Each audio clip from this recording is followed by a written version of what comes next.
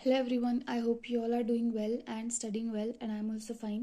So हम लक्ष्मीकांत की series कर रहे थे जिसमें हम लक्ष्मीकांत के सारे चैप्टर्स को चैप्टर वाइज कंप्लीट कर रहे हैं.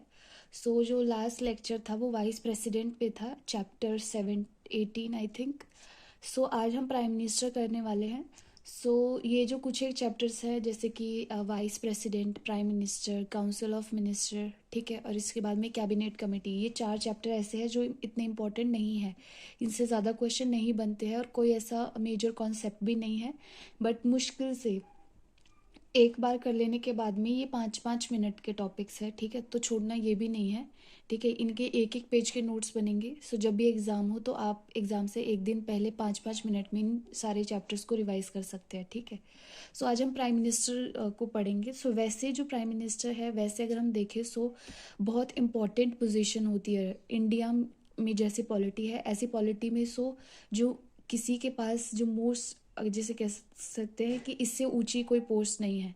ठीक है, प्राइम मिनिस्टर. और अगर आप वो भी अ, अगर मेजॉरिटी गवर्नमेंट है आपकी, ठीक है, मेजॉरिटी है आपकी गवर्नमेंट के पास में, ठीक है, तो प्राइम मिनिस्टर से बड़ा कोई भी नहीं है इंडिया की पॉलिटी के हिसाब से.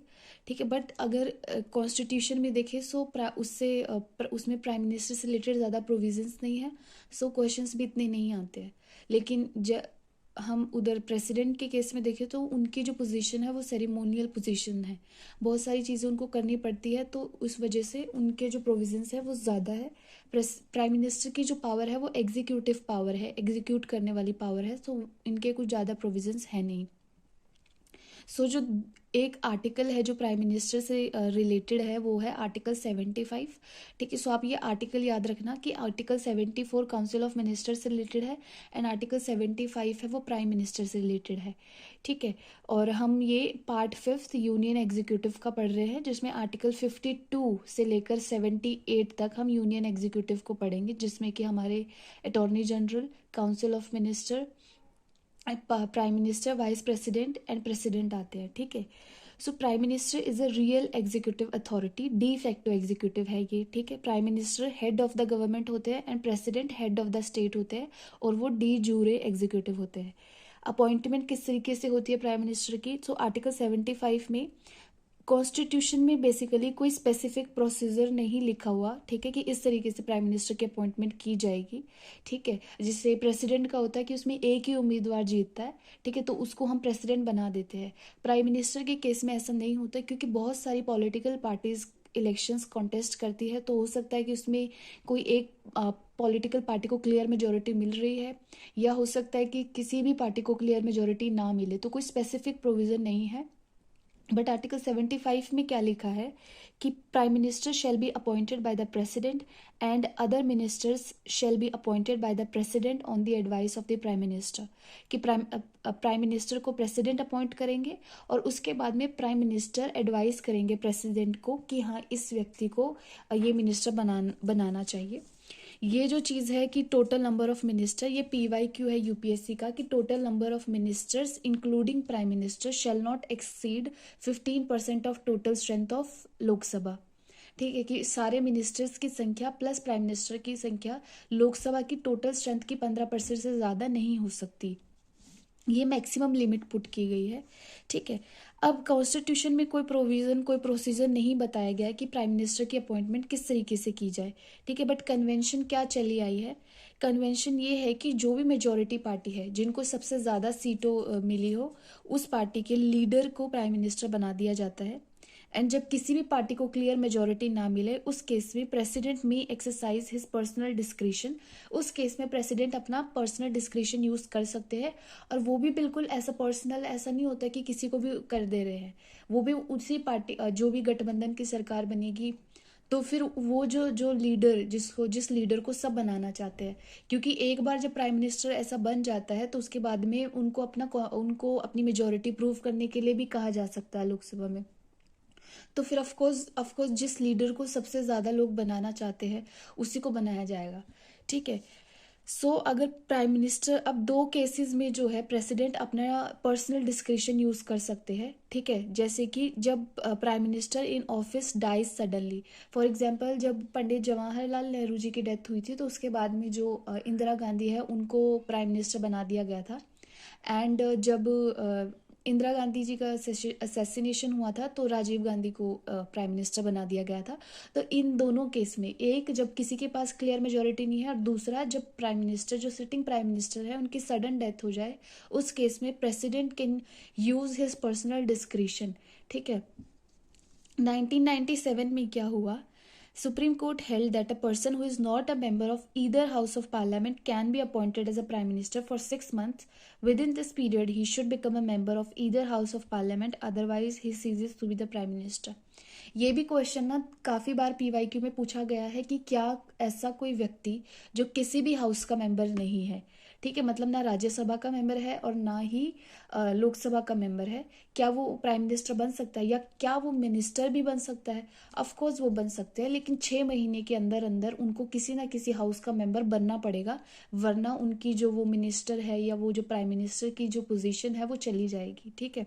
ओथ, इनकी जो ओथ होती है, ओथ वो प्रेसिडेंट द्वारा एडमिनिस्टर की जाती है। टर्म ऑफ कोर्स फिक्स नहीं है। ही holds office during pleasure of the president.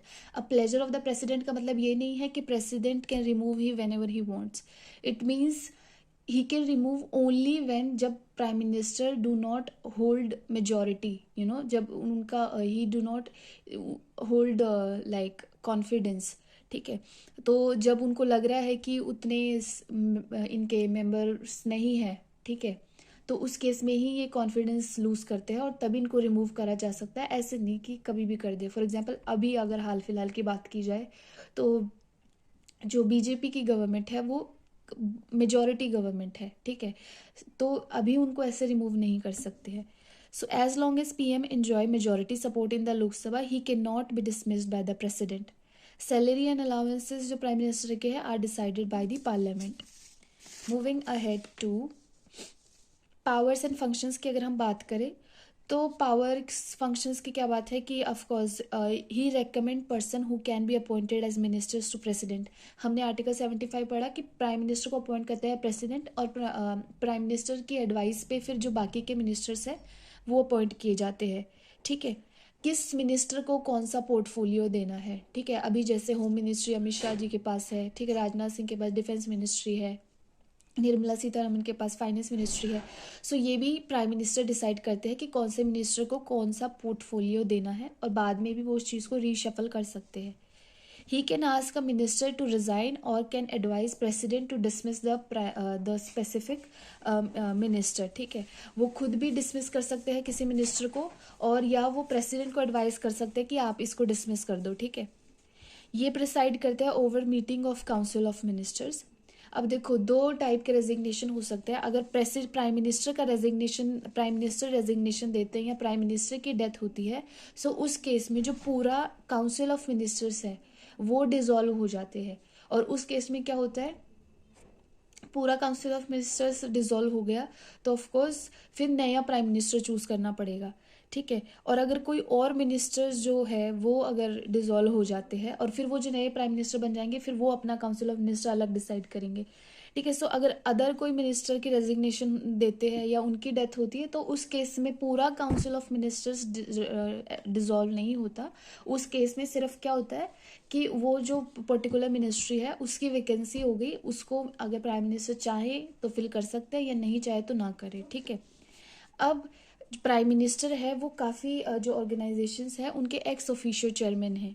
So he is the ex officio chairman of NITI Aayog, national integration council, inter state council and national water resource council.